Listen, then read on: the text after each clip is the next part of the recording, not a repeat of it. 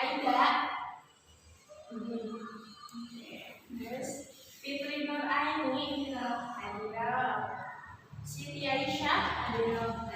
Oke. Siva Fauzia, Aida. Yayu Yanino Feni, Aida. Oke. Nah, pembahasan untuk hari ini kita lanjutkan materi yang baru ya. Minggu lalu tentang pengertian kurban. Sekarang kita membahas tentang hukum kurban. Nah, landasannya itu dari Quran surat Al-Kautsar dari ayat 1 sampai ayat 2. Mungkin di sini udah hafal semua ya surat Al-Kautsar. Sudah, alhamdulillah. Nah, di sini Ibu akan membacakannya. A'udzu billahi minasyaitonir rajim. Bismillahirrahmanirrahim. Inna a'tainakal kautsar fasholli lirabbika wanhar. Nah, yang artinya sesungguhnya kami telah memberikan nikmat yang banyak. Nah, maka dirikanlah sholat karena Tuhanmu dan berkorban. Nah, itu Quran surat Al-Kautsar ayat 1 sampai 2. Nah, ada sebagian ulama berpendapat bahwa berkurban itu hukumnya wajib. Nah, sedangkan menurut jumhur ulama itu mayoritas ulama berpendapat bahwasanya berkurban itu adalah sunnah muakkad. Nah, kenapa bisa disebut dengan sunnah muakkad? Karena ini berlandasan pada hadis riwayat Tirmizi yang artinya aku perintahkan berkurban dan kurban itu sunnah bagimu. Hadis riwayat Tirmizi. Nah, kemudian hukum kurban menjadi wajib jika ada orang yang bernazar. Bernazar itu janji. Kalau bernazar itu hukumnya wajib dilaksanakan. Kalau enggak berarti dia dosa. Misalkan Siti Aisyah bernazar jika dia peringkat pertama dia tahun depan akan berkurban. Itu yang namanya nazar. Nah, jadi harus dilaksanakan dan hukumnya itu menjadi wajib. Kemudian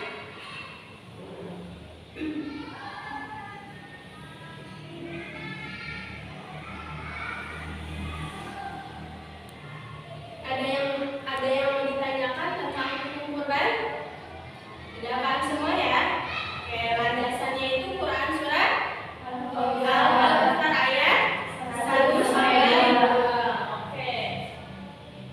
Kemudian poin yang ketiga itu latar belakang terjadinya kurban, peristiwa kurban. Kenapa sih harus ada kurban di saat Idul Adha? Tidak langsung tiba-tiba ada kurban, harus ada peristiwa kurban, pastinya ada cerita pada zaman dahulu, yaitu siapa yang tahu kisah tentang terjadinya kurban? Ada yang tahu nabi siapa ya? Nabi Ibrahim. Cerita singkatnya itu Nabi Ibrahim membeli anaknya yaitu Nabi Ismail alaihi salam. Nah, ketika itu Nabi Ibrahim bermimpi di dalam mimpinya itu beliau bermimpi menyembelih anaknya. Nah, ternyata di dalam mimpi itu tidak semata-mata mimpi biasa gitu, ternyata itu wahyu dari Allah Subhanahu wa Ta'ala.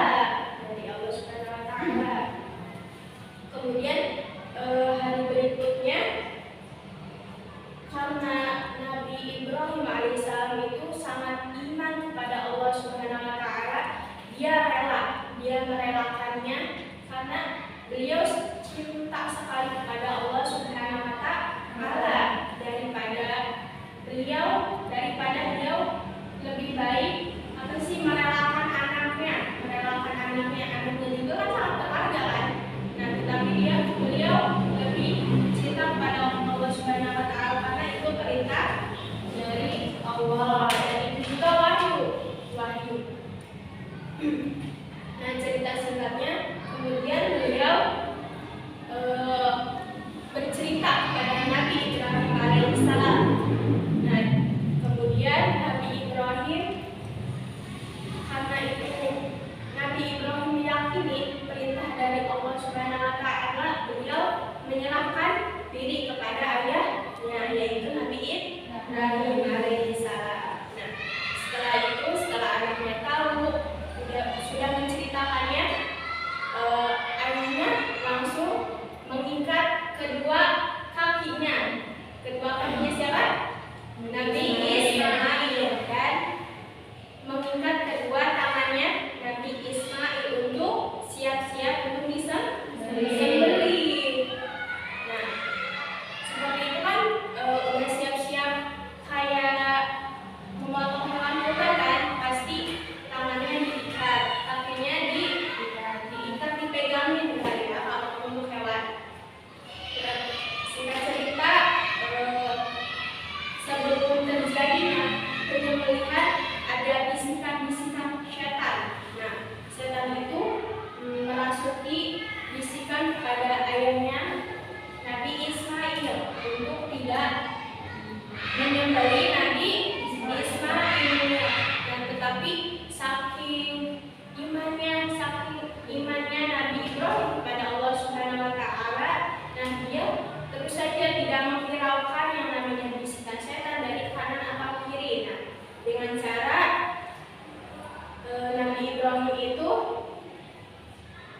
melemparkan batu pada setan tersebut untuk mengusirnya dengan cara membaca Bismillahirrahmanirrahim, Allahu Akbar. Nah, kenapa saat pelaksanaan ibadah haji adanya peristiwa melempar jumroh? Ada yang pernah dengar? Melempar jumroh Aqabah dan lain-lain. Itu karena ketika perjalanan untuk menyembelih Nabi Ismail alaihissalam, Nabi Ibrahim dibisiki setannya, dan untuk cara menghilangkan atau mengusir setan tersebut dengan cara melempar batu dengan melafazkan Bismillahirrahmanirrahim, Allahu Akbar, terus kemudian dilempar.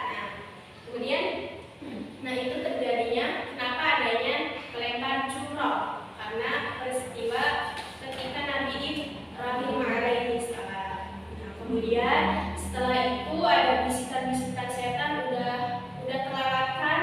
Nah, kemudian ada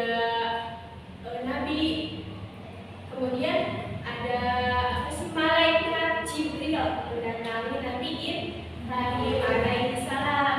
Nah, di situ kenapa Nabi Ibrahim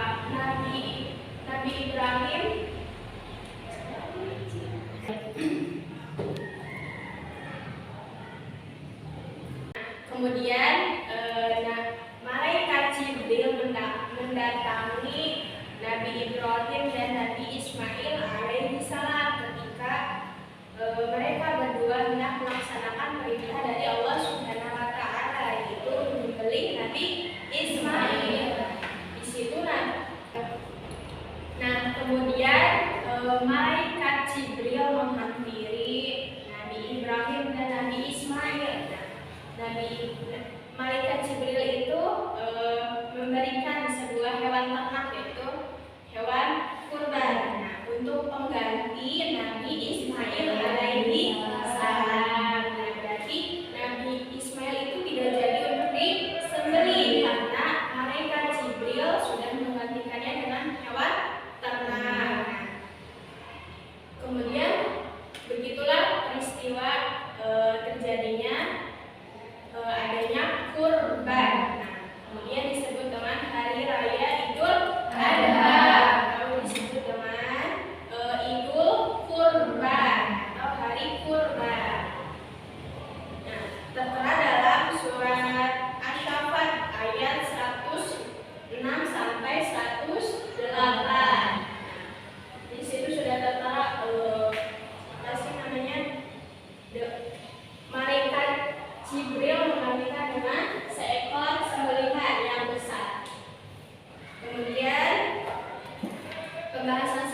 waktunya itu tentang tempat dan waktu kurban. Nah, tempatnya itu tempat menyembelih sebaiknya dekat dengan pelaksana sholat Idul Adha. Kenapa sih lebih utama di tempat pelaksanaan Idul Adha? Karena sebagai sarana untuk penyebaran agama Islam atau disebut dengan syiar Islam. Nah, kenapa sih?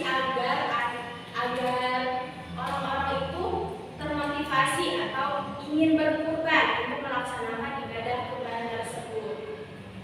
Apalagi jika ada orang kaya itu udah mampu membeli seekor unta misalkan, seekor sapi, seekor kambing, dan kerbau. Oke, nah, si orang kaya ini udah mampu, tetapi dia belum melaksanakan ibadah kurban.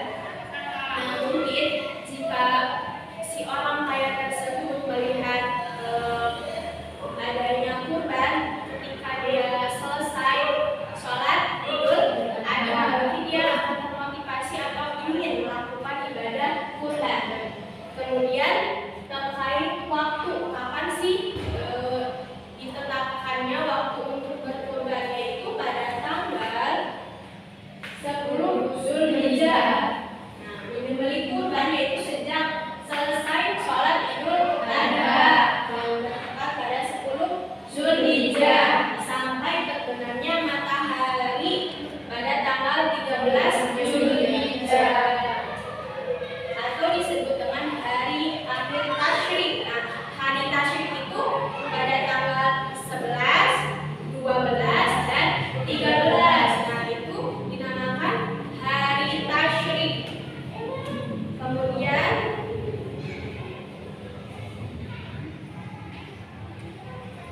ini ada pertanyaan? Tidak ada? Baik. Nah, baik. Ada yang mau ditanyakan terkait tentang peristiwa terjadinya kurban? Oke, baik. Terus ada tugas nih untuk kalian untuk menceritakan kembali tentang peristiwa terjadinya kurban. Nah, siapa yang mau ke depan? Oke, ayo boleh ke depan.